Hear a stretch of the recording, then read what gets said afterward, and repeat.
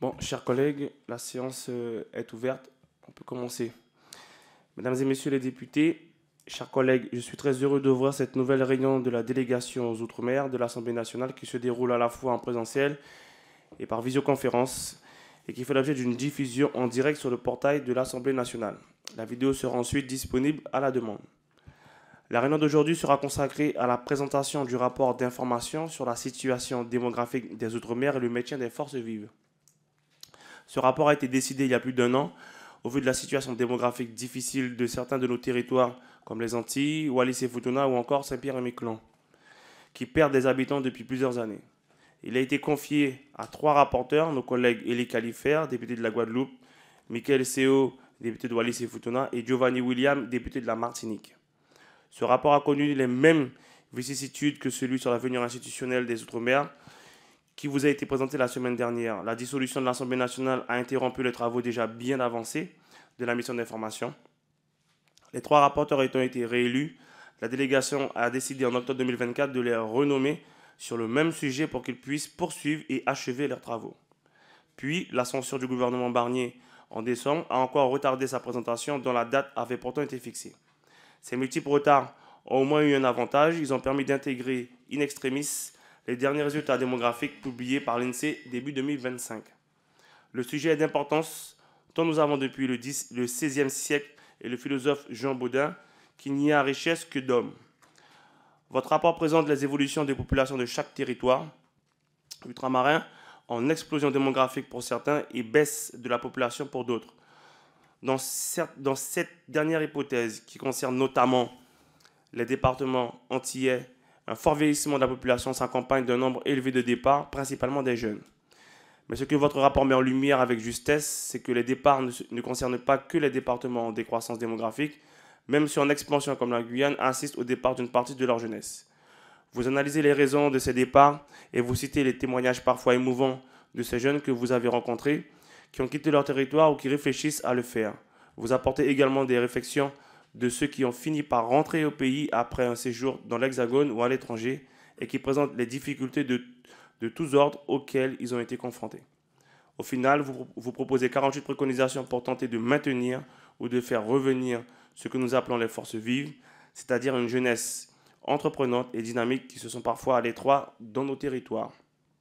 Sans plus attendre, je vais donc vous laisser présenter votre rapport. Chers collègues Califère, Seo et William, la parole est à vous.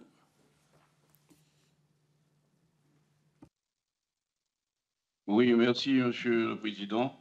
Permettez-moi de saluer l'ensemble de nos collègues députés présents cet après-midi et aussi, bien sûr, remercier et féliciter l'administration de la délégation aux Outre-mer et en particulier Gabriel Livnet qui nous a accompagnés dans nos périples à travers les territoires ultramarins. Merci pour cette présentation et il faut saluer aussi nos collaborateurs qui nous ont aussi accompagnés et qui ont contribué fortement à l'édification de ce rapport. Je ne reviendrai pas sur disons, le président l'a indiqué fortement, c'est ce qui a le retard, les conséquences de ce retard-là. Ce qu'on peut dire tout d'abord, c'est que le rapport aborde conjointement les problématiques de la démographie et du maintien des forces vives, car ces deux notions sont intrinsèquement liées. En effet, le départ des forces vives et le vieillissement accéléré de la population affectent de manière profonde la démographie ultramarine et c'est ce qui nous inquiète quelque peu. La première partie du rapport d'approche scientifique, un peu technique, analyse en détail les données démographiques et bien sûr leurs implications. La seconde partie, plus thématique, s'intéresse au phénomène du départ des forces vives et à ses conséquences.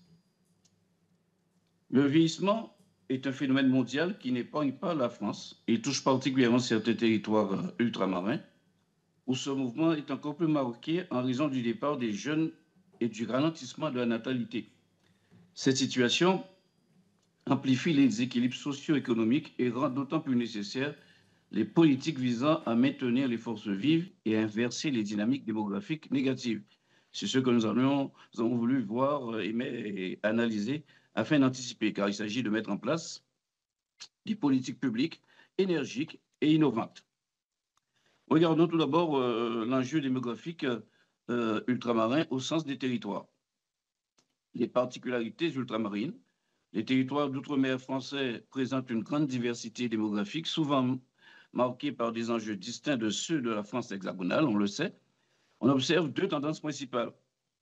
Le président l'a dit à l'instant, dépeuplement de certaines régions comme Martinique, Guadeloupe, Saint-Pierre et Miquelon, Wallis et Futuna, Saint-Martin, qui subissent une baisse de natalité et une émigration importante. À l'inverse, nous avons des territoires qui connaissent une croissance rapide, comme Mayotte et la Guyane, une croissance démographique due à une natalité élevée, un allongement de l'espérance de vie et un solde migratoire positif. S'il faut comparer avec la France hexagonale, qu'est-ce qu'on pourrait dire? La hausse des naissances, bien que la hausse des naissances soit un phénomène national, moins 6,6% en 2023 et moins 2,2% en 2024, la population hexagonale n'a jamais diminué, contrairement à certains territoires ultramarins. De plus, la France hexagonale n'est pas confrontée à un solde migratoire négatif, ça c'est important, car certains DROM, eux, connaissent un solde migratoire négatif, mais massif. L'outil qui permet de mesurer tout ça, bien sûr, c'est le recensement. Et là, c'est un véritable défi sur nos territoires. Le recensement en Outre-mer rencontre des obstacles spécifiques, mais il est aussi contesté par bon nombre d'institutions et surtout par les élus. On constate quoi? Un manque de fiabilité des données. En Guyane et à Mayotte, le recensement est compliqué, vous le comprendrez aisément, par l'habitat informel, l'immigration clandestine et des méthodes jugées inadéquates. À Mayotte, la population officielle était de 256 618 habitants selon l'INSEE, mais d'autres estimations, et pas des moindres, comme celle de la Cour des comptes, évoquent 400 000 habitants. En Guyane, des variations importantes comme la diminution à Maripasoula qui passe de 13 227 en 2017 à 9 177 en 2024, ça interroge et ça suscite des critiques. Bon, nous avons un rythme de recensement qu'on peut qualifier dans ces territoires d'inadapté.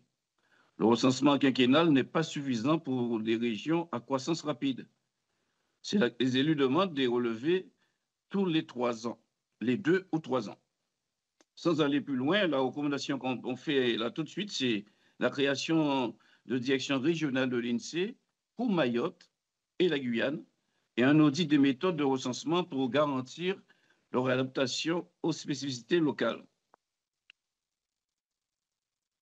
Les enquêtes migration, famille et vieillissement, ce sont des enquêtes dont l'objectif est d'analyser et d'approfondir les connaissances relatives aux mutations socio-démographiques et dans chacune des territoires, natalité, lieu de naissance, ressources, mode de vie, changements familiaux. Ces enquêtes lancées en 2009 et actualisées en 2020-2021 permettent d'approfondir les dynamiques socio-démographiques des DROM. Cependant, Mayotte n'a bénéficié que d'une seule enquête, 2015-2016, rendant urgente une nouvelle étude. Démographie, parlons de la démographie par territoire. Regardons les principaux indicateurs démographiques. C'est la naissance et mortalité, solde naturel, solde migratoire. Naissance et mortalité, la natalité baisse globalement dans tous les territoires, souvent en dessous du seuil de renouvellement des générations. 2,1 enfants par femme, tandis que la mortalité augmente en raison du vieillissement. Le solde naturel, lui, il reste positif en Guyane et à Mayotte, mais devient négatif en Martinique et en Guadeloupe. Le solde migratoire négatif dans la plupart des territoires, sauf à Mayotte, où l'immigration compense les départs. Analyse territoire par territoire. Nous avons des informations le rapport fourmille d'informations, mais on va essayer d'être assez succinct rapidement dans cette présentation. Regardons la Martinique et la Guadeloupe, qui présentent un déclin démographique marqué, mais même très marqué. Population 2022, Guadeloupe, 383 569, moins 0,5% par an depuis 2012. Martinique, 361 019 habitants, moins 0,7% par an depuis 2016. Taux de fécondité, Guadeloupe, 1,88 enfants par femme contre 2,17 en 2012. On rappelle que la France, c'est 1,79. Martinique, c'est 1,66 enfants par femme contre 1,91 en 2012. Nous avons aussi un vieillissement de la population, on l'a dit. En Martinique, plus d'un tiers des habitants a plus de 60 ans. Et ça interpelle. Le sol migratoire, faute émigration des jeunes adultes, moins 2100 habitants par an en Guadeloupe, c'est comme l'équivalent de la population de Saint-Louis de Marie-Galante qui s'en irait. Et en Martinique, moins 3040 habitants en 2023, c'est comme la population du Marigot qui s'en irait et qui quitterait la Martinique. À l'inverse, Mayotte connaît une explosion démographique. Population 2022, 329 282 habitants, plus 3,8 par an. Taux de fécondité, 4,5 enfants par femme en 2023, malgré une légère baisse en 2021. Problèmes sociaux, ça induit bien sûr des problèmes sociaux qui se posent avec une acuité particulière. 84% de la population vit sous le seuil de pauvreté. L'habitat informel en forte expansion, on l'a vu avec le cyclone Chido. L'âge moyen de la jeunesse est 23 ans, avec 50% de la population ayant moins de 20 ans. Regardons le cas de la Guyane, qui connaît aussi une forte croissance liée à l'immigration. La population en 2022, 288 382 habitants, plus 0,9% par an. Le taux de fécondité, 3,32 enfants par femme en 2023. Le sol migratoire négatif, moins 3 970 habitants en 2023, mais compensé par un sol naturel largement positif de plus de 6 460 habitants. Un territoire jeune aussi, 48% des habitants ont moins de 25 ans. La Réunion, elle connaît une croissance modérée. Population en 2022, 896 000 habitants. On devait même ajouter 896 175 habitants, plus 0,5% par an entre 2016 et 2022. Taux de fécondité, 2,28 enfants par femme en 2023, contre 2,37 en 2022. Le vieillissement de la population, 21% des habitants ont plus de 60 ans. Regardons Wallis et Futuna qui connaît un déclin démographique alarmant. Population en 2023, 11 620 habitants, moins 25% en 20 ans. Un taux de fécondité de 1,7 enfants par femme, très faible. Un sol migratoire départ, on reconnaît là, on analyse, on observe un départ massif des jeunes, notamment vers la Nouvelle-Calédonie. Une situation particulière. En Polynésie française, ralentissement de la croissance. Population 2022, 278 786 habitants, plus 1% sur 5 ans. Taux de fécondité, 1,8 enfants par femme en 2022. On observe un solde migratoire déficitaire, moins 600 habitants par an, surtout ces jeunes 18-25 ans. La Nouvelle-Calédonie connaît une décroissance qui persiste. Population en 2023, 268 500 habitants, moins 0,5% par an. Taux de fécondité, 2,0 enfants par femme. Un solde migratoire déficitaire de moins 3 200 en 2022, qui serait accéléré en 2023. Les dynamiques générales observées et qui inspirent une grosse inquiétude, c'est le vieillissement accéléré, on a dit, en Martinique, en Guadeloupe. La Martinique est devenue la région la plus âgée de France. Et en Guadeloupe, la part des plus de 60 ans est passée de 21% en 2013 à 30% en 2023. Le départ des jeunes, c'est surtout une fuite des forces vives dans la majorité des territoires. En Guyane, à Mayotte, des jeunes quittent aussi pour des études et pour un emploi. Il y a aussi l'immigration on va dire, qui affecte Mayotte et la Guyane, liée aux crises dans les pays voisins, mais aussi une immigration qui est très mal gérée. 75% des nouveaux nés à Mayotte ont une mère étrangère, ce qui pose un gros problème de cohésion sociale et de bien vivre ensemble. Regardons tout de suite les conséquences socioculturelles de ces fortes variations de population ultramarine. Nous disons tout de suite que, on le sait, nos civilisations, qui sont des civilisations très jeunes, ont pris un certain temps à se construire et, on pourrait le dire, sont menacées. Nous avons des conséquences qui sont importantes pour la survie de nos cultures. On sait le rôle joué par notre culture dans la résilience de nos populations qui ont été, on le sait, presque toutes esclavagisées. Les territoires ultramarins subissent des défis liés à leur identité culturelle, notamment à travers la pratique de la langue créole locale.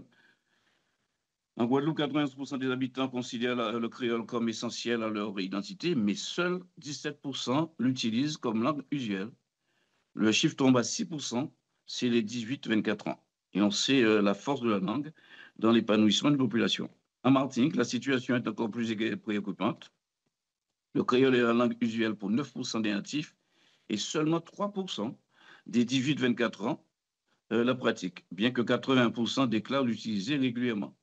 Il y a aussi une perte des traditions et souvent des antagonismes dans les pratiques culturelles qui peuvent gêner telle ou telle population arrivée tout récemment sur nos territoires.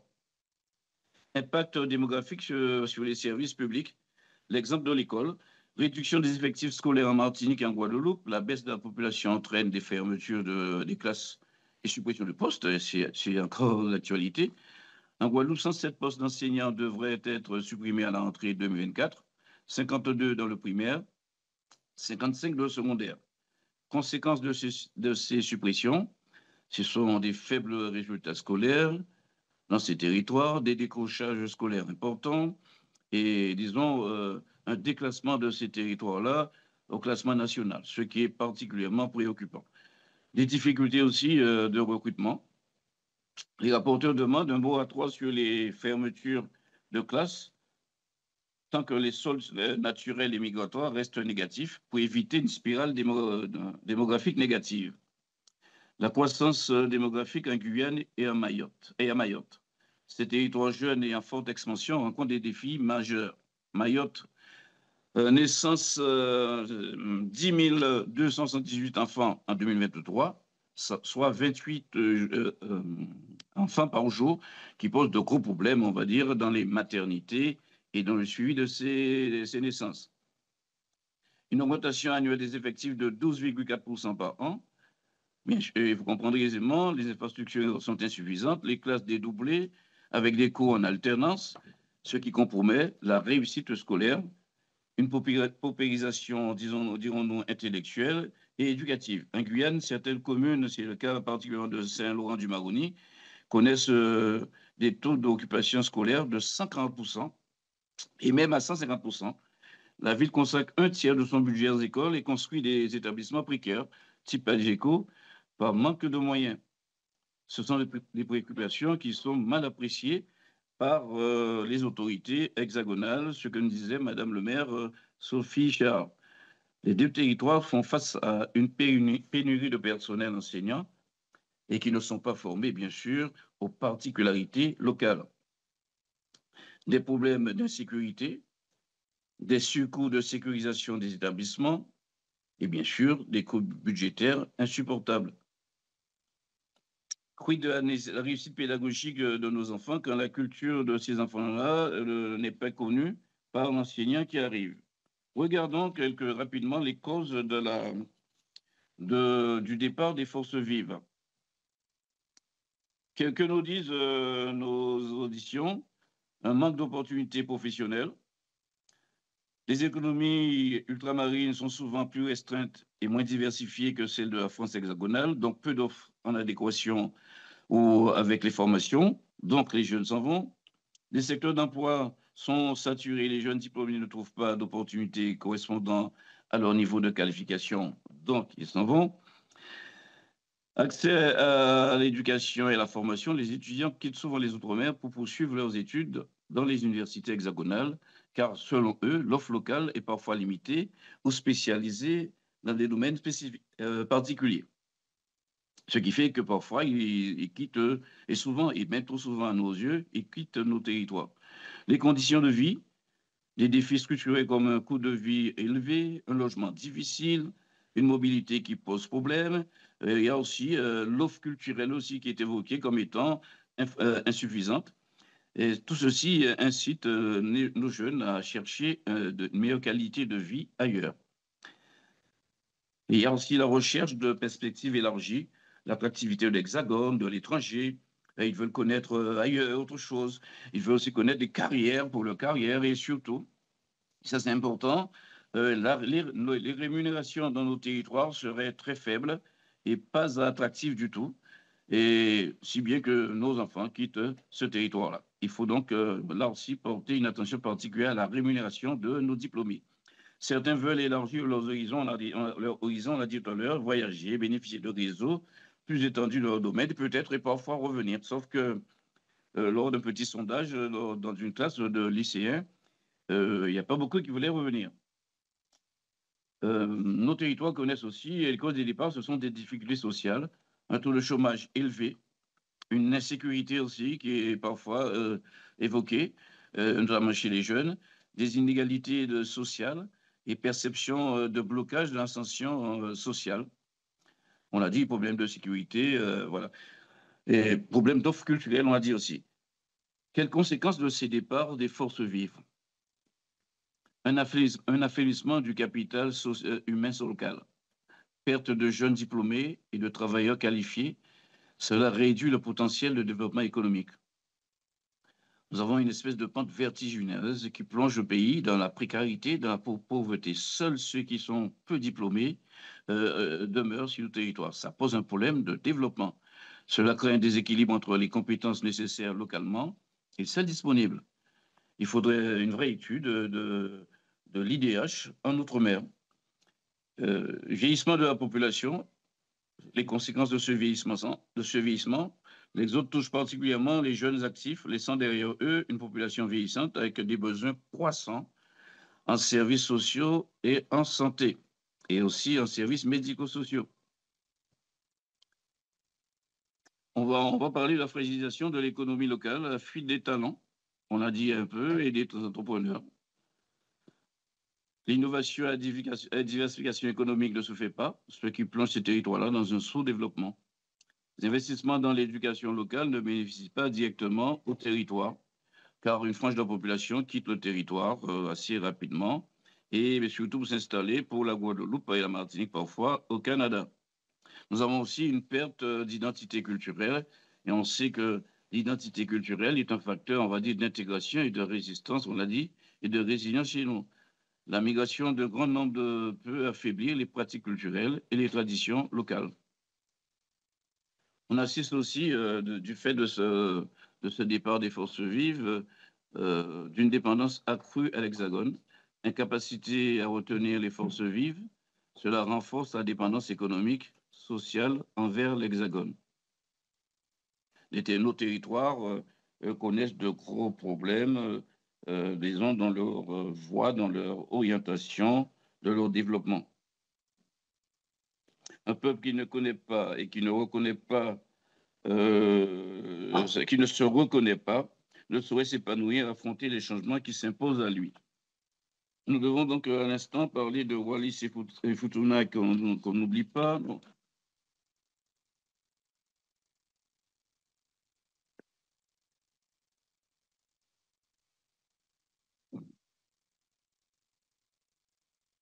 Et qu'on verra avec les autres collègues, mais parlons des solutions rapides, des solutions possibles pour limiter ces départs.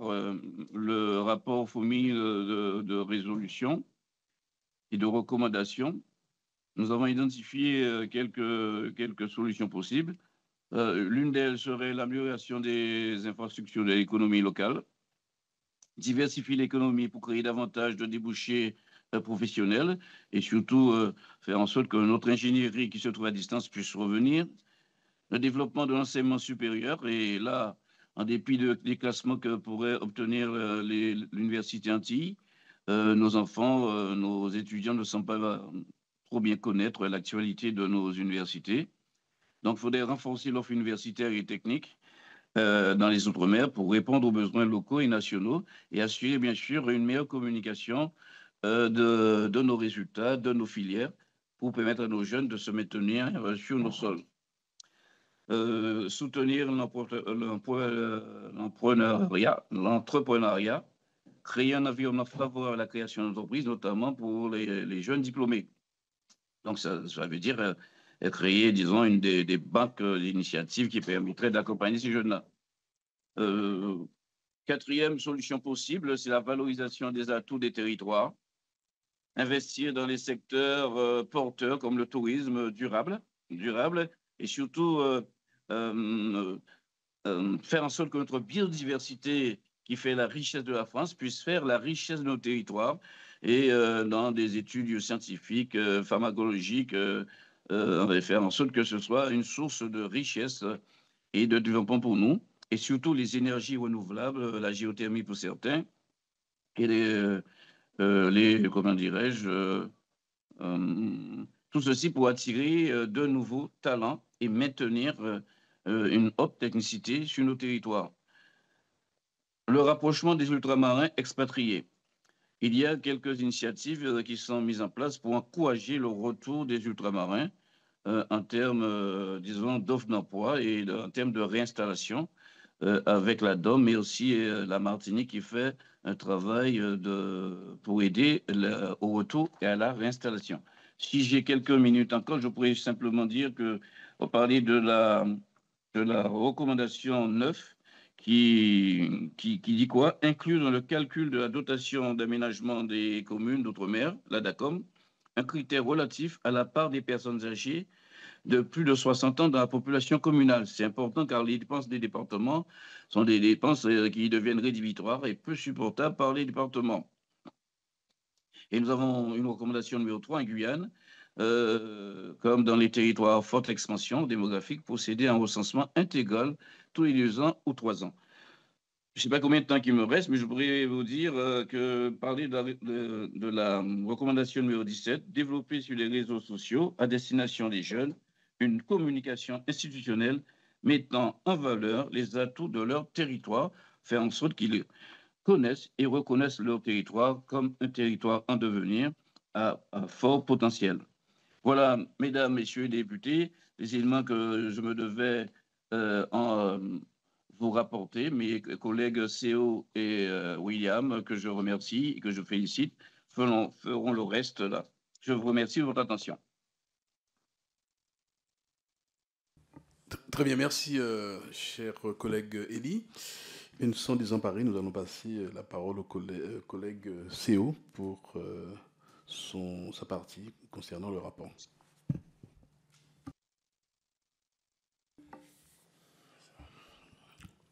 Bonjour à tous.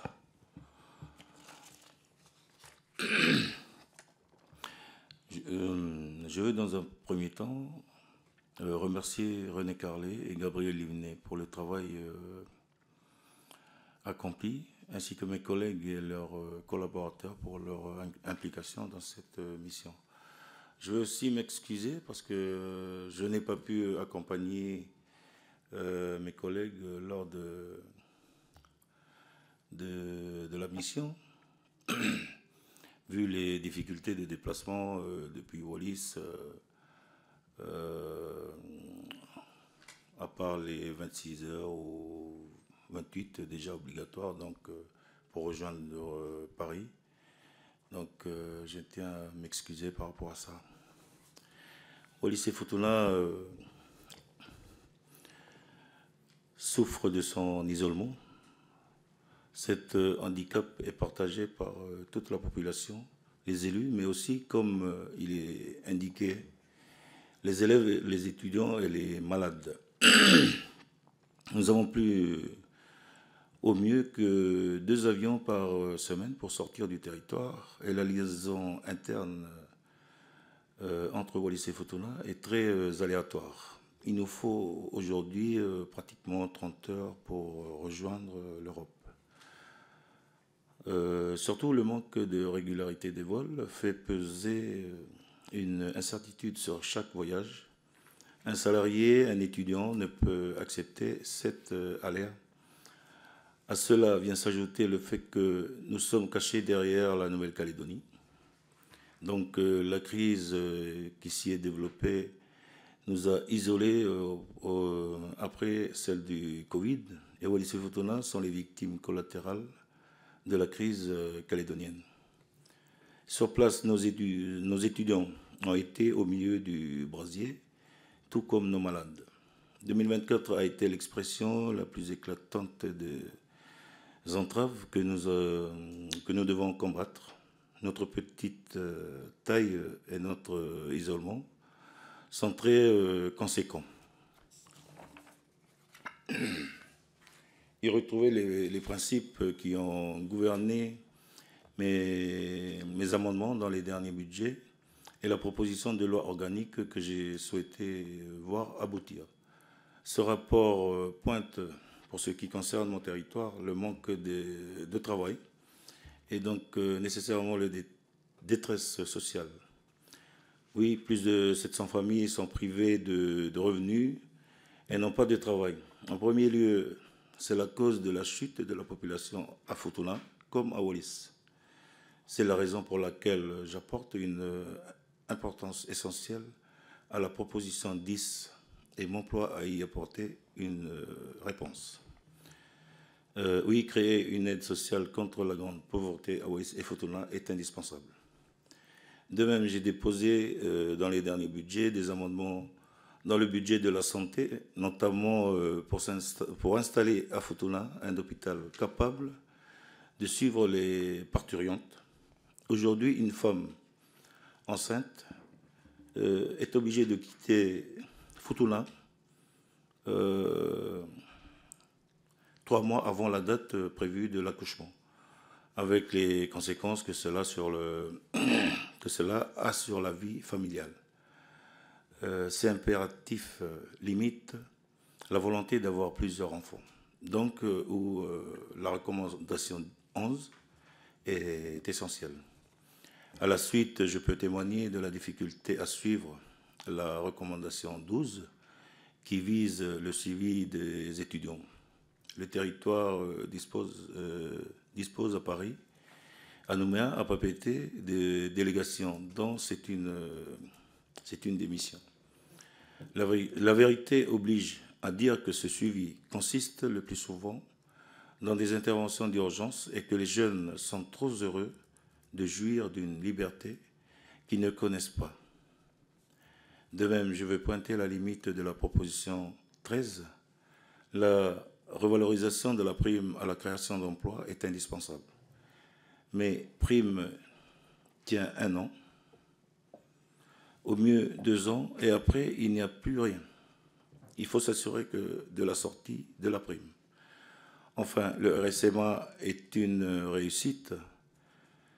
Oui, il faut pouvoir y avoir accès plus facilement et en plus grand nombre. La proposition 14 est importante. Je continue à la défendre régulièrement.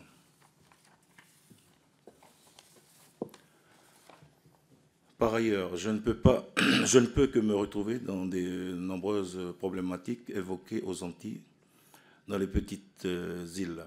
Je souligne quelques-uns de ces aspects, celui de la santé et de la télémédecine. C'est un apport essentiel, mais il convient d'y apporter de la rigueur. Pour ce qui nous concerne, souvent l'étape suivante de la télémédecine est une évacuation sanitaire sur l'Hexagone, avec toutes ses conséquences. Il est difficile de gérer les évasans de plus en plus nombreux. Ces données n'incitent pas au retour. La diminution de l'aide informelle, c'est la coutume. Elle est une force du territoire et c'est son fondement culturel. La crise en Calédonie est une donnée nouvelle. Même si nous ne pouvons encore chiffrer le nombre de retours, nous en constatons, mais nous pouvons en prendre toute la mesure. Une certitude, il n'y a pas de travail pour ces rapatriés et pour eux, il n'y a pas d'aide au retour. Je ne cesse de questionner le gouvernement à ce sujet, sans réponse à ce jour. Il faut également s'interroger sur un dilemme. Faut-il mieux favoriser les CIMM ou le travail pour rester au pays? Pour moi, ces derniers sont une priorité. De même, concernant les concours, quelle dimension donner à la préférence locale? Dans ces deux dernières remarques, force est de constater qu'il n'est pas aisé d'accorder la loi avec mon ressenti. Pourtant, je le souhaite. Il faut aider nos jeunes présents sur le territoire. Il faut aider ceux qui présentent des concours, leur permettant de travailler dans leur territoire. Pour conclure, je remercie pour l'éclairage très pertinent que ce rapport sur mes îles si souvent ignorées. Merci. Voilà. Donc, mes chers collègues, malheureusement, nous allons suspendre la séance dans la mesure où nous allons voter, nous allons passer au vote solennel. Très bien. Et puis, ensuite, le président reprendra les travaux après. Voilà. La séance est donc suspendue. Chers collègues, on reprend la réunion de la délégation. J'espère que tout le monde a pu avoir le temps de voter en séance. Et donc nous reprenons. Donc je sais que c'est le collègue CEO qui avait fini son intervention. Donc on passe aux questions, si je ne me trompe pas. Ah, pardon, collègue William, je crois que tu étais déjà exprimé. Mais excuse-moi, cher ami. Donc, collègue William, tu as la parole. Merci beaucoup, Monsieur le Président, chers collègues, mesdames et messieurs. Alors, je ne vais pas reprendre ce qui a été dit, bien évidemment. Vous savez, ce retour qui est voulu se heurte à différents facteurs contraignants qui sont liés au manque d'attractivité des territoires, au coût aussi du retour au pays, dont le coût moyen, et on ne parlera que de billets d'avion, est entre 2 000 et 4 000 euros, au coût de la vie sur place, à la difficulté de réorganiser sa vie, se loger, trouver des places en crèche, obtenir des prêts bancaires, je ne vous apprends rien. Et donc l'erreur ici, c'est de conclure que tout finalement reposerait sur des considérations financières par contre, parce que loin de là, et après nous être déplacés ou retournés dans nos territoires respectifs, donc en Martinique, à la Guadeloupe, à Saint-Martin, en Guyane, après avoir échangé avec cette jeunesse, après avoir échangé avec des professionnels de la formation notamment, avec des institutionnels, nous regrettons l'absence d'une politique globale et efficace de retour au pays. Ça, c'est factuel. Donc nous portons premièrement le constat de dispositifs qui sont finalement compilés, qui sont répartis entre différents interlocuteurs, qui eux-mêmes ne communiquent pas nécessairement entre eux et avec des mesures qui souvent sont réservées à des publics trop ciblés. Donc il faut le dire très clairement, ces dispositifs de continuité territoriale, parce qu'on parle de dispositifs de continuité territoriale également, ne constituent pas des aides au retour au pays, parce qu'on fait souvent l'amalgame entre dispositifs de continuité territoriale et des aides de retour au pays. On va parler donc de l'ADOM qui propose en réalité aux ultramarins des dispositifs qui sont destinés à atténuer les coûts inhérents à l'éloignement géographique de ces territoires. Ni le passeport mobilité des études, ni l'aide à la continuité territoriale accordée sous condition de ressources non constituent. Donc, compenser l'éloignement géographique pour accéder aux études et à la formation n'est pas donc impulser une politique de retour au pays. Il faut se le dire. Je vous invite à regarder la question du passeport pour la mobilité des études, dit PME. Et donc, le seul dispositif de retour, d'aide au retour qui pourrait y ressembler est inappliqué de point de vue législatif, et ce depuis la loi EROM adoptée en 2017. Donc il s'agissait en réalité finalement d'un bon début. C'est l'article L 1803-2 du Code des transports qui a créé en fait un fonds de continuité pour faciliter le retour des résidents ultramarins dans leur collectivité d'origine dans les 5 ans suivant l'accomplissement d'une période de formation en mobilité. Et cette possibilité, finalement, n'est pas connue très peu connu et en fait ne semble pas faire l'objet d'une promotion particulière de la part des institutions et notamment de la part de la DOM. Concernant maintenant du déficit, très clairement, il faut se le dire, du déficit global d'accompagnement de nos jeunes, nous reconnaissons tout de même l'impulsion portée par le tissu associatif, par certaines institutions qui ont des dispositifs dans certaines collectivités, mais en réalité, ça ne peut pas constituer une politique attendue qui pourrait compenser les effets notamment du fameux Bumidum, tel qu'a été indiqué par le collègue Élie Califert. Et donc je salue l'action menée par ces différentes associations, notamment l'association Alivéry en Martinique, à La Réunion, l'association réunionnais de retour au pays, qui a mis en place une CVTech intéressante pour faciliter un retour assez réussi, qui n'existe pas dans les autres territoires, donc à voir. Il y a certaines initiatives dans des collectivités. À la collectivité territoriale de Martinique, il y a la Maison du Retour et de la Famille. Malheureusement, nous n'avons pas de retour d'évaluation. C'est un dispositif relativement jeune, mais nous n'avons pas de retour d'évaluation de ce dispositif à ce jour. Donc, ces démarches doivent être saluées et il serait intéressant d'évaluer finalement les résultats pour que les collectivités qui le souhaitent puissent créer dans d'autres territoires des structures similaires. Donc, à l'échelle maintenant étatique, nous avons pu relever certains efforts afin de faire évoluer aussi ces dispositifs de retour au pays. Le plus important, à notre sens, c'est celui du dispositif Cadre à venir qui a été mis en expérimentation en 2023 aux Antilles.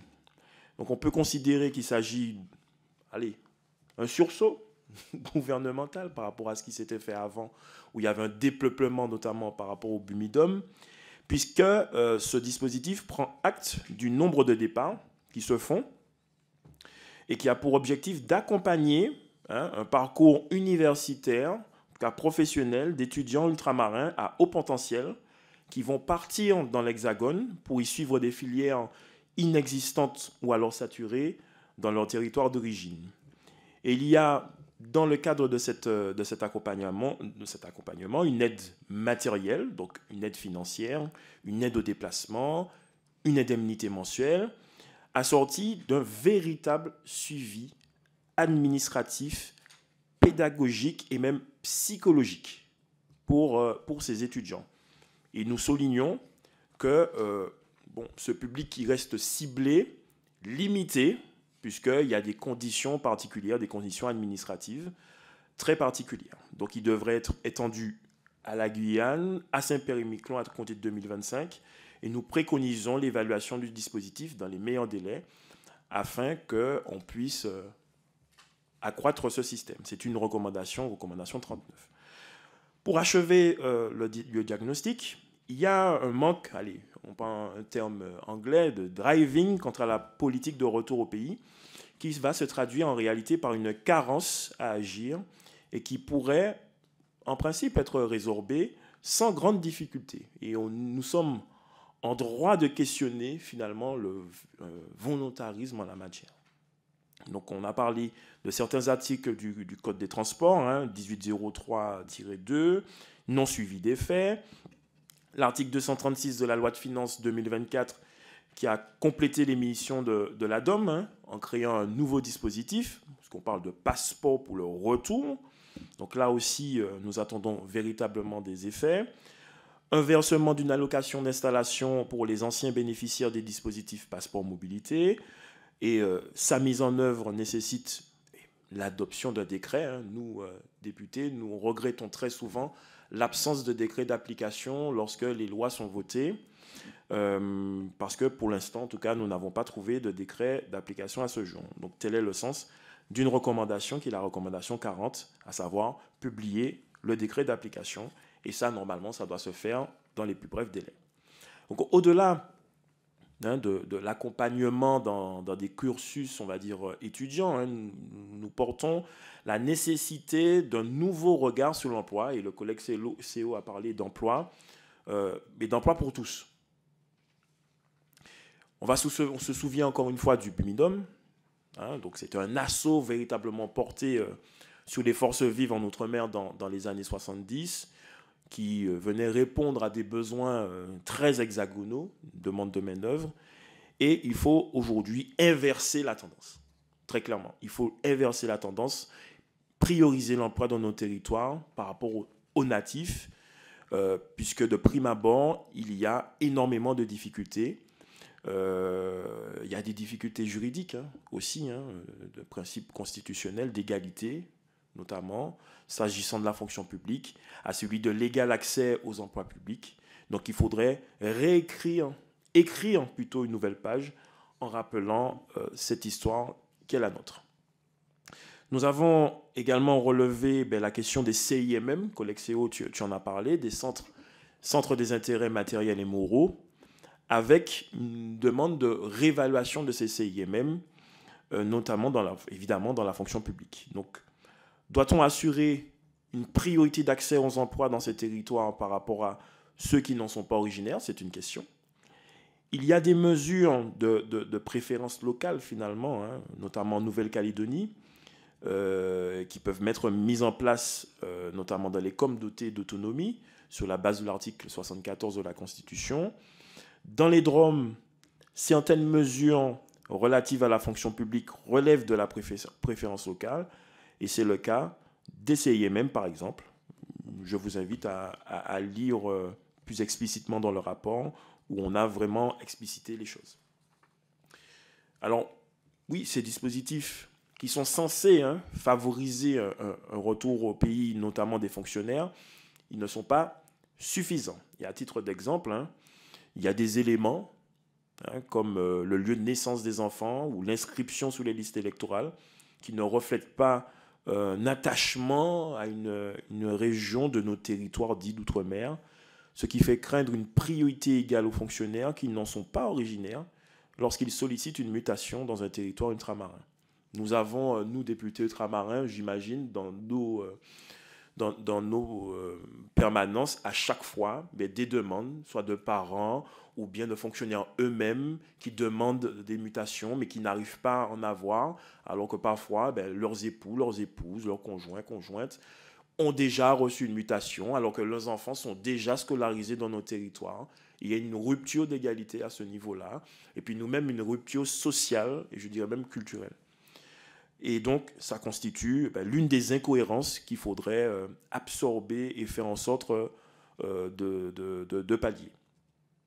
Je ne vais pas parler encore des CIMM, mais en tout cas, nous connaissons la difficulté, ça fait partie de nos recommandations, à savoir inclure dans les critères des CIMM le fait d'être tuteur ou curateur d'une personne domiciliée en Outre-mer. Parce que nous avons eu aussi ces cas-là dans le cadre de nos auditions.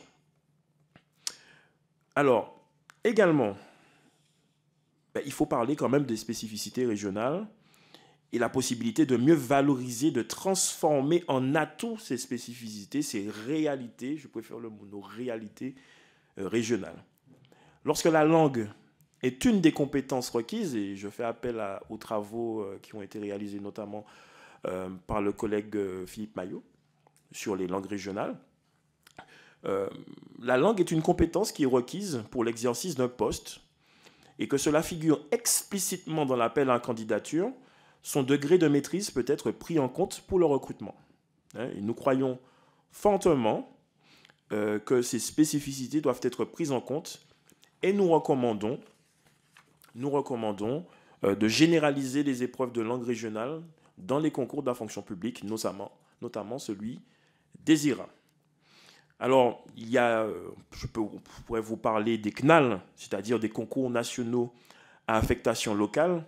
Là aussi, il y a situations pour lesquelles on pourrait apporter une généralisation des CNAL dans certains bassins régionaux, parce que quand on parle des 10 outre-mer, on pense que nous sommes pareils, alors qu'une situation économique, géographique évidemment, et parfois culturelle, parfois même historique, bien, ces situations ne sont pas forcément les mêmes.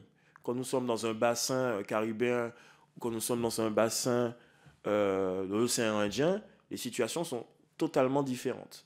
Et je vais même au-delà, même au sein même de la Caraïbe, lorsque nous interrogeons un jeune martiniquais, guadeloupéen, par rapport à un jeune de Saint-Martin, il y a des visions différentes également. Un jeune de Saint-Martin, il parle déjà 3 langues. Il parle l'anglais, il parle le français, et puis il a son créole. D'emblée. Ça parle un peu plus business. Ça parle un peu plus création d'entreprise. Mais il faut le dire. Alors que, respectivement, et ça c'est par rapport aussi à notre histoire, hein, et au rapport que nous, je vais dire martiniquais, guadeloupéens et sans doute guyanais, nous avons avec la fonction publique, la recherche sera plutôt tournée vers ces métiers du tertiaire. Donc les rapports sont différents à ce niveau. Et donc ce que je préconise pour la vision de chacun, c'est qu'on se dise les Outre-mer, on ne va pas dire que les Outre-mer c'est un global, non, il y a des réalités particulières. Sous le CNAL, je vais pas aller plus loin. Sur les IRA, nous n'avons pas d'IRA hein, dans nos bassins respectifs. Il y a un IRA en Corse, me semble-t-il, mais il n'y en a pas dans nos bassins. Et ça, c'est un trou dans la raquette et c'est une recommandation que nous faisons, la création d'un IRA dans un territoire d'outre-mer, qui pourrait être dans un bassin caribéen, dans un bassin de l'océan Indien. C'est une de nos préconisations. Il faut proposer des formations qui correspondent aux besoins des territoires. Là, c'est un gros morceau. Parce que, au-delà du fait d'identifier des filières en tension, il est urgent d'établir une gestion prévisionnelle des emplois et des compétences, fameuse GPEC, pour identifier les cursus à mettre en place, créer du lien entre les universités, entre les grandes écoles et le monde professionnel, à travers des stages, à travers des interventions, et ainsi créer, par exemple, ça c'est ce qu'on a vu, par exemple, une licence liée au métier de la mer. Hein, nous avons salué cette création. Et il faut aller beaucoup plus loin. Et il faut aussi, hein, à contrario, identifier les filières qui sont sans débouché professionnel et qui ne servent qu'à former finalement des jeunes qui n'auront aucune chance de s'intégrer sur le marché du travail. Il y a des métiers qui sont en tension et que nous savons, les métiers liés au grand âge. Le collègue Califère a parlé de la Martinique comme étant le territoire français le plus vieux de France. Pour autant, il n'y a pas un développement des métiers liés autour de l'aide à la personne, par exemple. Ce qui est, à mon avis, une hérésie lorsqu'on sait le temps que ça prend pour créer une filière, que ça prend pour former et qu'on puisse prendre pour que les jeunes puissent bien travailler sur place. Donc ça fait partie également des recommandations. Il y a, je ne sais pas si vous connaissez ça, ça s'appelle le CREFOP. Je vous épargne le reste, mais le CREFOP, c'est une instance qui ne fonctionne pas. Nous sommes d'accord, Président, qui ne fonctionne pas, qui se réunit et qui a une mission très importante de coordonner, je le lis parce que, de coordonner dans un territoire les politiques d'orientation, de formation professionnelle et d'emploi pour adapter l'offre de formation. Donc ça revient dans un comité, ça CREFOP, comité régional pour l'emploi de la formation et de l'orientation professionnelle. C'est présidé conjointement par le représentant de l'État et le chef de l'exécutif territorial. Il résulte également d'un regroupement des organisations professionnelles et syndicales et des organismes consulaires. Et nous avons vu, et ça a été l'aveu aussi de certains représentants d'État, ça ne fonctionne pas. Et ils ne se réunissent pas. Ou alors ils se réunissent très peu et leurs travaux finalement ne sont connus de peu de monde. Donc, ça fait partie aussi des recommandations. Il faut une refondation de ce CREFOP. Et que ce CREFOP soit opérationnel, moins bureaucratique. Président, je sais que ça, tu aimes ce terme, moins bureaucratique et opérationnel. Donc, en conclusion, vous savez, il y a 48 préconisations. Nous relevons que certaines relèvent du domaine législatif, d'autres du domaine réglementaire, donc qui pourraient se régler assez rapidement. Mais il y a aussi des mesures qui doivent faire l'objet d'une véritable politique gouvernementale, volontariste, par le biais aussi de dotations dédiées à la demande dédiée à ceux qui souhaitent rentrer au pays pour pouvoir y travailler, pour pouvoir fonder leur famille parfois, et donc pour pouvoir œuvrer dans le bien de leur territoire. Nous proposons de lancer des états généraux du retour au pays, permettant à tous de signaler, de faire des propositions complémentaires en vue d'une réécriture de la politique nationale du retour au pays et du réinvestissement en compétences.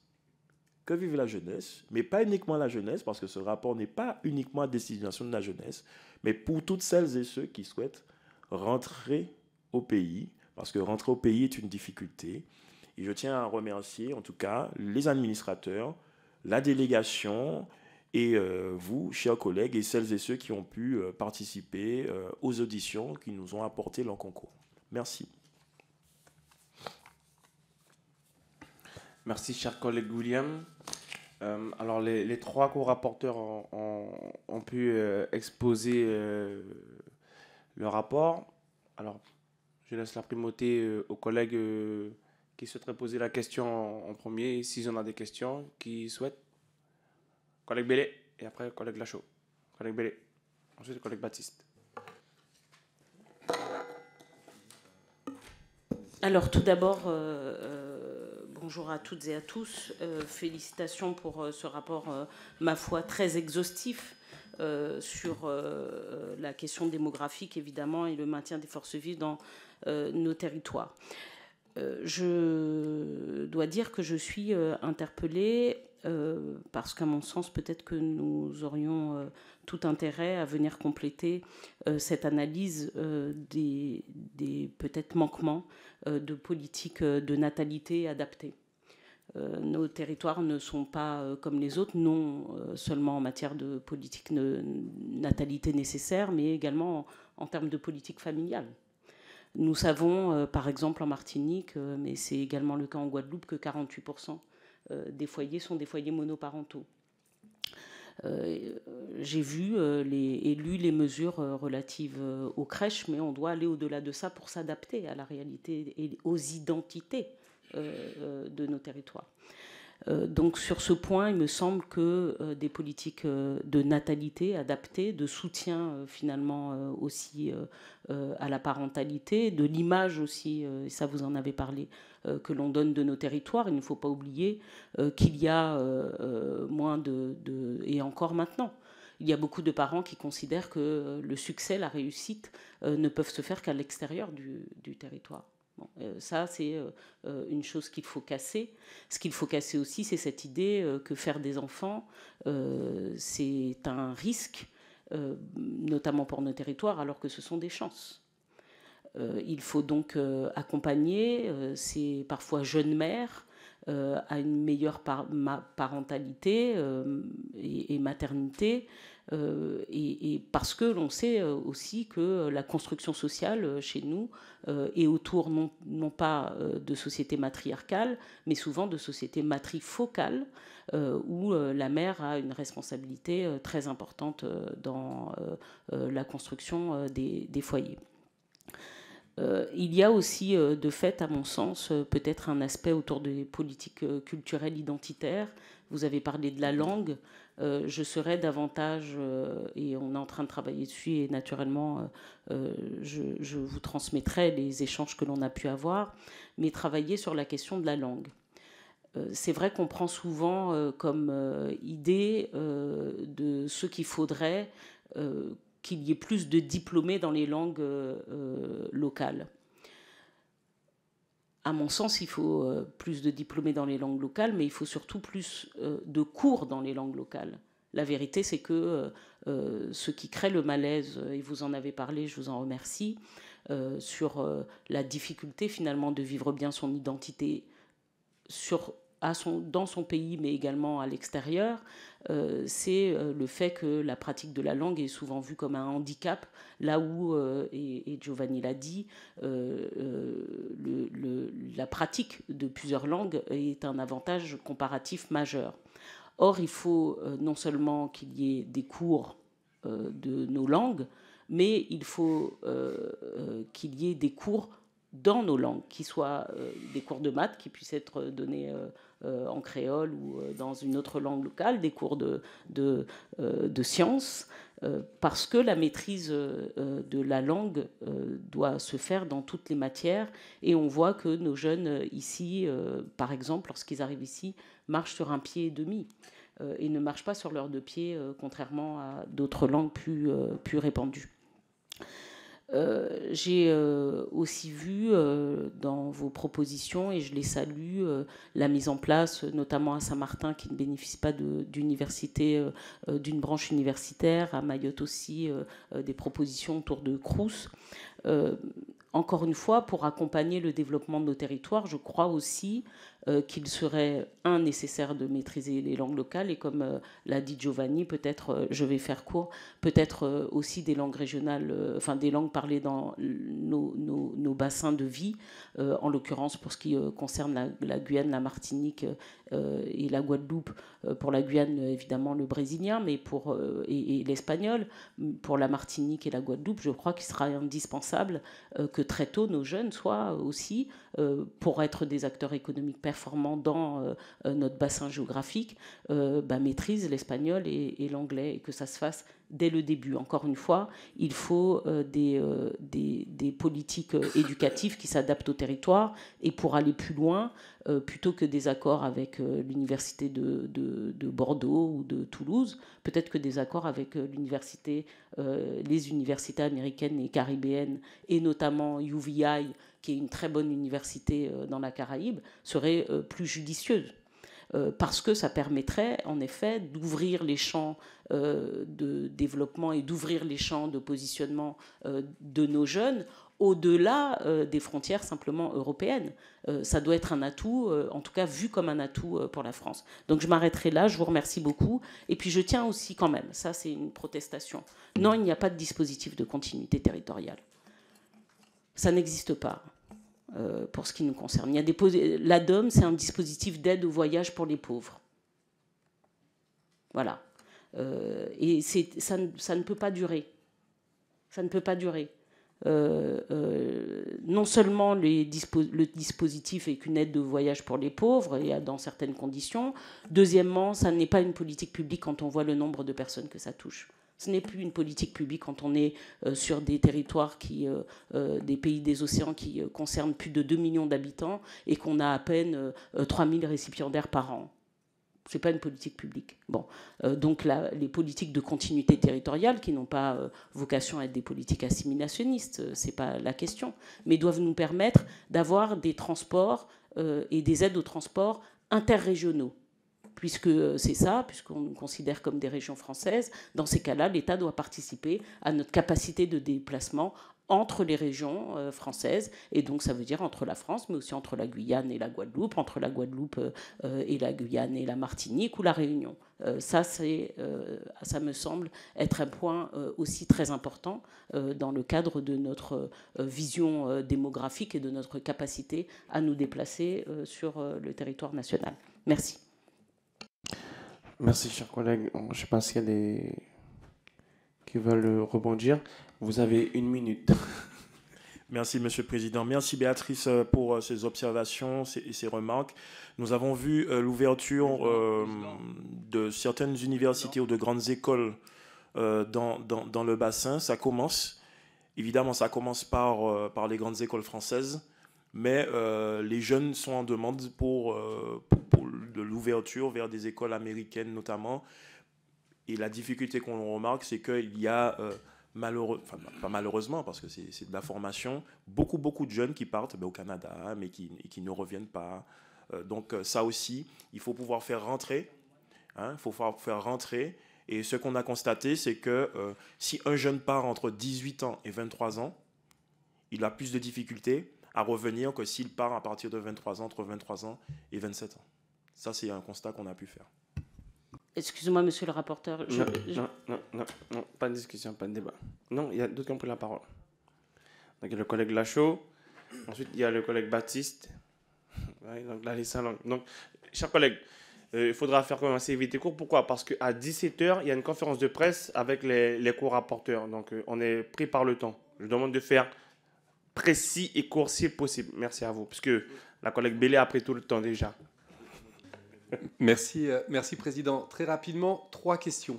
Première question sur le vieillissement des populations et l'adaptation des moyens d'accueil pour les personnes âgées. J'ai lu dans le rapport, c'était très intéressant, notamment sur la Martinique, le fait que le lien intergénérationnel diminue parce que les jeunes partent du pays et que donc les personnes âgées restent seules.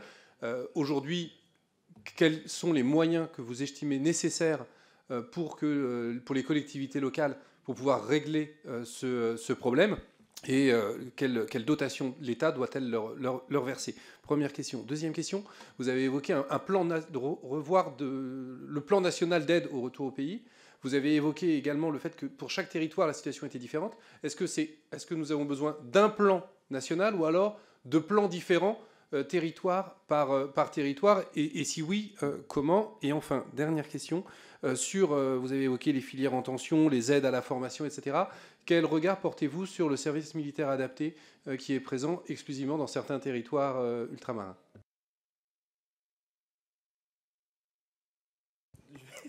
Messieurs les rapporteurs. Alors, je vais commencer par la fin, parce que le regard est complètement différencié, qu'on soit en Martinique, qu'on soit en Guyane ou ailleurs. Pour ma part, et j'avais fait voter des amendements, c'était 2022, sur le RSMA et notamment sur la formation professionnelle et en alternance. C'est un outil qui a vraiment permis à des jeunes d'avoir une formation, d'avoir un savoir-faire et un savoir-être.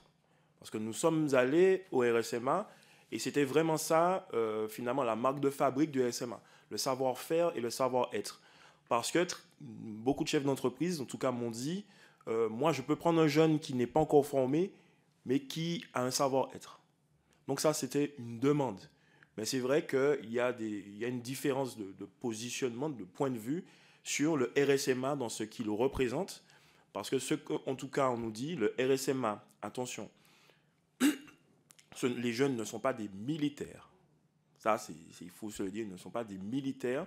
Ils ont une formation avec des préceptes militaires, certes, mais des formations qualifiantes qui leur permettent d'accéder directement à l'emploi. Donc, et ça a bénéficié à beaucoup. Je pense que le co-rapporteur CO peut parler de ça.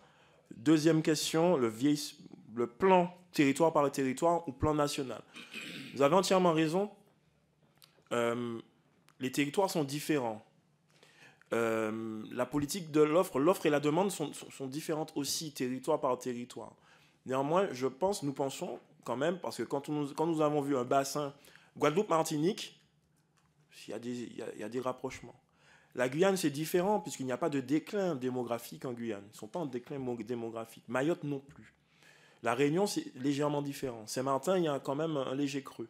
Donc c'est vrai qu'il faut, à mon sens, territoire par territoire, voir justement cette émulation démographique. Et la première question sur le vieillissement de la population, vous avez demandé s'il y avait des moyens spécifiques qu'il faudrait mettre en place. Ben écoutez, en tout cas, les moyens actuels sont insuffisants. Voilà. Les moyens sont insuffisants, d'autant qu'il faut un grand plan sur le vieillissement et surtout par rapport à nos territoires. La Martinique, c'est le territoire le plus vieux de France. Il n'y a aucune politique visionnaire sur cette question-là par rapport à notre territoire, à nos territoires. Donc ça, c'est très important. Et vieillissement de la population, ben, le territoire le plus jeune ultramarin, c'est Mayotte. La Guyane n'est pas très loin, me semble-t-il. Donc il faut des programmes à la carte, parce qu'on ne peut pas considérer la Martinique comme étant similaire à la Guyane. Donc voilà, collègue CO. Le président, c'est toi qui Merci beaucoup, chers collègues. Par rapport à votre question, je vais faire pareil, je commence par le RSMA. Moi, je parle beaucoup plus par rapport à Wallis et Futuna. Parce qu'aujourd'hui, je dirais que c'est un moyen très positif pour nos jeunes, comme on n'a pas de RSMA à Wallis-et-Futuna, donc ils sont obligés de partir sur la Calédonie. Ils se forment là-bas, c'est vrai, ce n'est pas des militaires, mais ils se forment là-bas et il y a plus de chances d'avoir du boulot en Calédonie qu'à Wallis-et-Futuna. Donc pour moi, c'est un moyen très positif pour nos jeunes. Sauf que c'est négatif aussi parce qu'ils partent. Donc c'est un très bon moyen pour eux, pour leur avenir, mais pas bon pour la population de Wallis-et-Futuna. Donc par rapport aux EHPAD, hein, nous on n'a pas d'EHPAD à Wallis-et-Futuna aussi. Il y avait un projet d'EHPAD, mais aujourd'hui c'est plus le cas. On est plutôt pour favoriser l'aide à domicile. Donc on est en train de travailler dessus pour pouvoir favoriser les visites à domicile du médecin, des infirmières par rapport Et je pense que c'est une très bonne idée parce que au moins ils ne sont pas désorientés par rapport à leur milieu de tous les jours.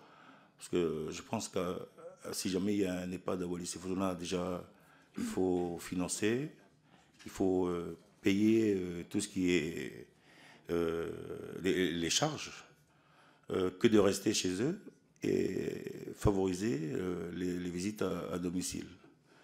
Aujourd'hui, la population de Wallis-et-Futuna, c'est vrai, on voit que c'est une population qui est très vieille, due au départ des jeunes. Et aujourd'hui, il ne reste que des vieux. Moi y compris. Voilà, merci. Je voulais revenir aussi par rapport à vous, madame. Hein. Tout à l'heure, vous avez parlé de la natalité, de l'accouchement. Ouais. Nous, à Wallis-et-Futuna, on est 2 îles. Donc, nous, à Wallis, on a la chance parce qu'on a l'hôpital à disposition. Mais à Futuna, tout à l'heure, j'en ai parlé sur mon intervention, ils sont obligés de partir 3 mois à l'avance de l'accouchement sur Wallis. Donc, aujourd'hui, s'il y a de moins en moins de natalité à Futuna, je veux dire, c'est parce que c'est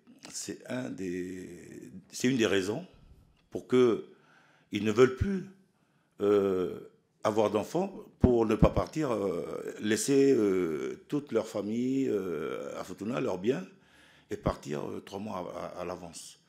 Donc on a essayé, aujourd'hui, on a eu l'aide du plan Ségur, et on a profité de ça pour pouvoir avoir un hôpital à Futuna qui soit adapté à la population, pour au moins que les femmes puissent accoucher sur place. Voilà. Sur le vieillissement, on parle des personnes âgées, mais je vois le collègue Jean-Philippe est là. C'est sur la question du sport santé. C'est pour ça que je donne ton nom. Pas que tu me dises ou pas dit, machin, laisse ça. Sport santé, parce que là aussi, ça manque énormément. On manque vraiment d'une politique structurante en matière de sport santé. Ça a été évoqué, il y a des propositions qui sont faites, mais le concret n'est pas là, malheureusement. Collègue Baptiste, tu as la parole. Collègue Baptiste, 1 minute. Oui, alors je voudrais saluer le travail qui a été fait par les rapporteurs, de la même façon que nous l'avons salué sur l'évolution institutionnelle. Et je disais la dernière fois, et c'est valable aussi pour ce travail, que tout est lié effectivement au projet de développement et à la vision qu'on a pour le territoire. D'ailleurs, le rapport de la dernière fois disait qu'on faisait le constat qu'il y avait venant de l'État français, un manque de vision et de stratégie. Et moi, j'ai ajouté manque de vision et de stratégie pour le développement de nos territoires. Et donc, ma première question serait justement cela, c'est de dire notamment, parce que moi, je fais le lien avec les deux rapports de toute façon, c'est que, effectivement, que ces rapports aient un vrai impact sur nos territoires en matière de stratégie de développement, bien évidemment. Il y a toute une série d'éléments qui ont été évoqués et qui sont en lien avec la problématique de la démographie. D'un côté, nous avons des démographies, des territoires qui se dévitalisent, comme la Martinique ou la Guadeloupe, par exemple. D'autres, comme la Guyane ou Mayotte, qui se développent en matière de démographie. Mais on remarque bien qu'il y a effectivement ce paradoxe, par exemple à Mayotte ou à Guyane, où on constate qu'il y a vraiment de grands retards de développement. D'ailleurs, il suffit de prendre l'indice par habitant, en termes de ressources, ce sont les deux territoires qui sont les plus faibles. Mais parallèlement, là où effectivement les territoires se dévitalisent, enfin en tout cas la démographie diminue, on constate aussi que forcément aussi, c'est toujours lié à des problèmes de développement. Donc je crois qu'aujourd'hui, pour que ces rapports ne restent pas lettre morte, parce que ma question elle est là, c'est véritablement, il y a des préconisations, parce que les constats on les fait tout le temps, c'est qu'il faut véritablement, dans la continuité du premier rapport sur l'évolution statutaire institutionnelle de ces territoires qui, à mon avis, doivent disposer de pouvoirs politiques leur permettant d'avoir des développements économiques qui soient adaptés, étant entendu qu'on a bien vu que, découlant de la colonisation post-coloniale, il n'y a pas eu de politique de développement réellement qui permette non seulement à nos territoires de rester, à nos populations de rester, et on a fait allusion au Bubidom, et je dis toujours que cet argent, effectivement, si on l'avait utilisé pour permettre à nos territoires de se développer et pour permettre effectivement à nos populations de contribuer à ce développement, il y a effectivement la problématique de la formation. S'il faut prendre un exemple, tu as dit qu'il n'y a pas d'IRA, mais même au niveau des concours d'ingénieurs, le seul territoire outre-mer, c'est en Nouvelle-Calédonie, où on peut passer un concours d'ingénieurs. Il y en a 13 en tout, et les 2 autres sont dans l'Hexagone. Donc forcément, derrière cette démarche de développement, il y a autour de ça toute une série de dispositions en matière de formation et permettre effectivement aussi aux populations de pouvoir se former, mais aussi de passer des examens sur place. Donc, pour moi, je reviens sur ce problème fondamental, que ce soit le rapport de la dernière fois sur l'évolution, que ce soit ce rapport aussi sur la démographie, est intimement lié aux politiques qui sont mises en place en matière de développement, et ces politiques ne peuvent être mises en place que par les autorités locales, en tout cas dans un cadre où nous avons cette possibilité de mettre ces politiques, parce que la volonté politique, elle doit venir au niveau local. Merci, cher collègue Baptiste. Collègue William. Rapidement, la responsabilité, elle est locale et nationale. On ne peut pas toujours dire c'est de la faute de l'État, c'est la faute de l'État. Au local aussi, il y a des choses à faire. Et dans les préconisations, comme tu l'as dit, tout est lié. Entre le premier rapport sur l'évolution institutionnelle et celui-là, il y a des choses qui sont liées à mettre en place. Il y a des choses que le local ne peut pas mettre en place parce qu'il n'a pas de compétences. En matière de santé, la santé, c'est quand même un pouvoir régalien, si je puis dire. Néanmoins, il y a tout de même des liens à mettre en cause sur le local et donc l'attractivité de notre territoire et sur le vieillissement de la population. Donc je te rejoins là-dessus et ce rapport-là doit faire l'objet d'autres préconisations, mais aussi de propositions concrètes. Collègue Machaza. Ah, pardon, collègue Nilor. 30 secondes. Oui, Président, je sais que tu as un problème avec moi et mes prises de parole, mais contrairement aux orateurs précédents, je vais rester dans la limite que tu m'as fixée. Non, mais il ne m'a pas fixé de limite pour l'instant. J'ai dit 30 secondes. 2 exemples qui montrent tout simplement que parfois l'État participe activement au dépeuplement de territoires comme celui de la Martinique. Le premier, c'est la gestion des lauréats au concours de l'enseignement. Chaque année, c'est plus d'une trentaine de nos jeunes compatriotes, le plus souvent des jeunes femmes, lauréates au concours d'enseignants qui sont obligées de partir à Créteil ou à Versailles. Et quand elles vont à Versailles, ce n'est pas pour mener une vie de château, mais pour rester là bien au moins une dizaine d'années avant d'espérer retourner enseigner au pays. Ça veut dire quoi? Ça veut dire que c'est des gens qui sont en âge de procréer, qui réussissent un concours, qui sont déjà des enseignants contractuels, mais sont quelque part sanctionnés, voient leur vie familiale brisée pour venir systématiquement dans ces académies déficitaires de France. Le deuxième exemple, et c'est peut-être le cas le plus grave, le rayonnement de nos territoires, il passe aussi par l'utilisation qui est faite, les appels qui sont faits à d'autres populations.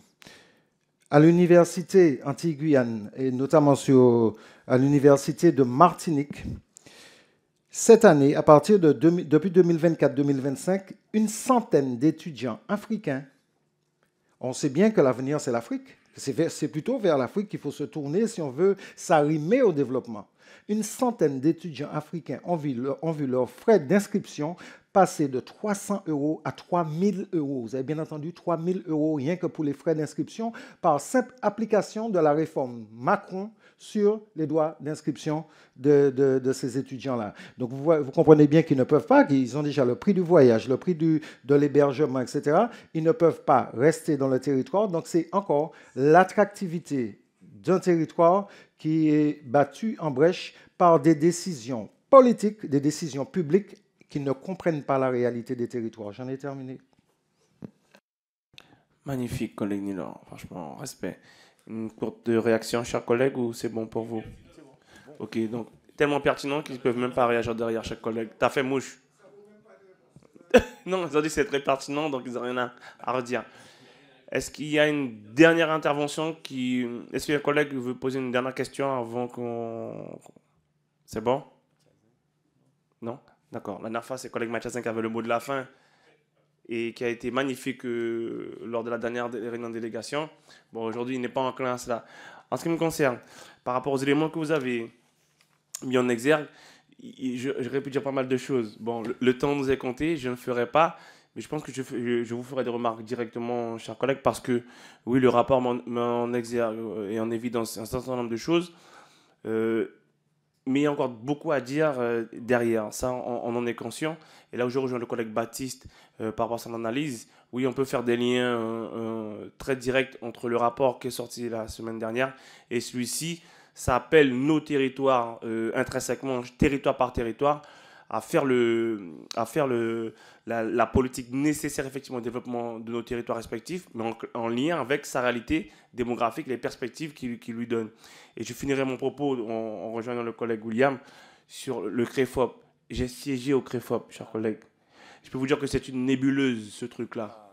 C'est une fois l'an et les rapports, vous les voyez à peine. Bon, ça ne fonctionne pas. Il y a vraiment urgence. Mais le pire dans tout ça, c'est que dans nos territoires respectifs, en tout cas pour le mien, j'en suis sûr, les filières professionnelles qui sont à la main des employeurs, elles ne sont même pas en place. Elles ne sont même pas en place. Donc quand vous voyez que vous avez des syndicats des patrons ou des filières professionnelles qui permettent de dire quels sont les métiers en tension, quels sont les métiers en devenir, toutes ces choses-là ne sont même pas en place, le CREFOP aura beaucoup de mal à fonctionner dans les différents territoires respectifs. Sur ces paroles, chers collègues, alors le mot de la fin pour le collègue Gosselin.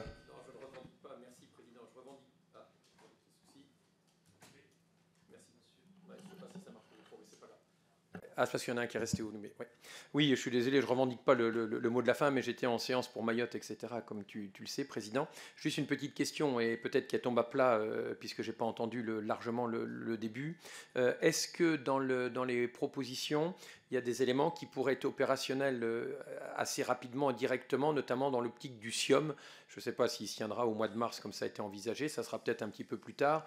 Est-ce qu'il y a déjà quelques petits éléments qui pourraient être enclenché immédiatement, même si, évidemment, sur la démographie, les effets d'annonce sont plutôt des trucs qu'il faut éviter parce que c'est une politique de moyen et de long terme, bien évidemment. Mais est-ce qu'il y a des choses qui peuvent être une accroche? Ça serait le pied dans la porte. Alors oui, bon, je frissonne quand j'entends SIOM maintenant. Je frissonne maintenant quand j'entends le mot SIOM. Sur la formation professionnelle, sur les formations disponibles, sur les formations diplômantes aussi, parce qu'il y a une difficulté entre on va se former, mais on n'a pas de diplôme derrière. Donc ça rejoint sur le vieillissement de la population, évidemment, avec des formations sur l'aide à domicile notamment. Oui, il y a des points qui sont même au-delà du SIOM. On a parlé de décrets d'application qui ne sont toujours pas mis en œuvre. Donc, il y a des choses à faire rapidement. Le SIOM, oui, c'est une politique du moyen et long terme. Mais je t'avouerai, collègue, que je frissonne quand j'entends le mot SIOM. Rassure-toi, collègue William, tu n'es pas le seul à frissonner quand on entend SIOM, mon cher collègue. Donc, mes chers collègues, sur ces belles paroles, on va lever la séance de la délégation de ce jour en remerciant nos collègues et co-rapporteurs CO, William et Khalifer. Et avant que je lève la séance, bien sûr, j'ai oublié le fameux vote pour savoir s'il y a une opposition particulière pour la publication de ce rapport sur notre site. Alors, je vais poser la question. Qui est contre la publication de ce dit rapport? Qui s'abstient? Le rapport est voté à l'unanimité. Je vous remercie, chers collègues. Alors, j'excuse quand même les collègues Khalifer et les autres collègues qui étaient en ligne parce qu'il y a un souci technique. Ils ne pouvaient plus intervenir au niveau de la séance. Et c'est pour ça qu'on ne les a plus entendus. Alors, petit point d'information quand même avant qu'on se quitte. Je pars à Mayotte avec notre administrateur René samedi pour 4 jours. 4 jours de déplacement. Suite à la loi votée aujourd'hui et en prévision de la loi qui arrive dans quelques semaines, qui sera beaucoup plus houleuse que ce qu'on a pu entendre aujourd'hui.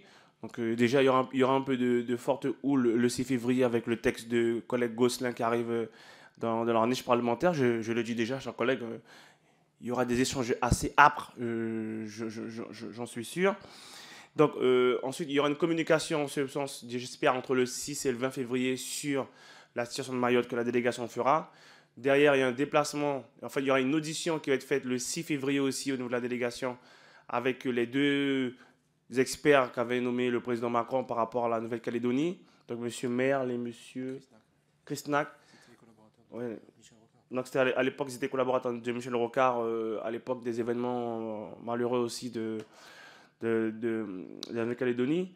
Donc, la délégation va les auditionner le 6 février. Donc, notez ça aussi dans vos agendas, puisque je rappelle qu'il y a une mission qui va être conduite à partir du 20 février en Nouvelle-Calédonie pour faire le point sur la situation actuelle et quelles sont les perspectives pour l'île par rapport à ce qu'elle traverse. Donc, voilà sur les différentes informations concernant les prochaines semaines.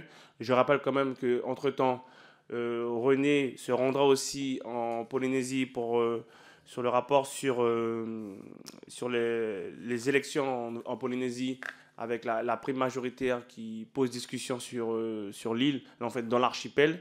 Donc les collègues polynésiens sont dessus. Et bien sûr, il y a 2 autres missions qui vont être lancées derrière. La mission sur les colis postaux, donc la mission Flash. Et bien sûr, la mission complète sur la place des Outre-mer dans la diplomatie française et ses conséquences. Donc, on a du boulot en perspective, chers collègues. Je ne vous retiens pas plus longtemps. Je vous dis bonne conférence de presse et je vous dis à très vite et portez-vous bien. La séance est levée.